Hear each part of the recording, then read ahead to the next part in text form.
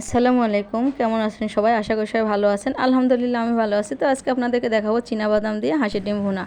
তো ডিমটা ঠিক যেভাবে সাধারণত আমরা ভুনা করি ঠিক তেমনি সব মশলাগুলোই দিব। জাস্ট বাদামটা আমি হালকা টেলে, খুব বেশি টেলে নেওয়া যাবে না, নিয়ে আমি বেটে নিয়েছি। আপনারা ব্লেন্ডারও করে নিতে পারেন।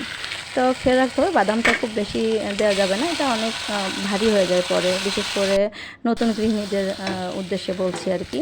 তো যাই হোক, ডিম ভুনা তো আমরা মোটামুটি সবাই খাই, বা বাদামটা তো স্বাস্থ্যের জন্য খুবই ভালো। এটা একটা গুড ফ্যাট, একটা হেলদি একটা ফ্যাট আছে এটার ভিতরে। বিভিন্ন ধরনের বাদাম ডাক্তার আমাদেরকে খেতেও বলে।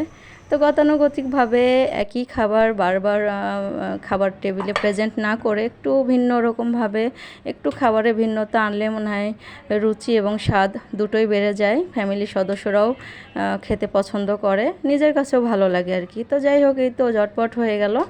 যদি ভালো লাগে আমার রেসিপিটি তাহলে লাইক, কমেন্ট, শেয়ার এবং সাবস্ক্রাইব করবেন। তো আপনাদের সকলের সুস্থতা কামনা করে বিদায় নিচ্ছি। আল্লাহ হাফেজ।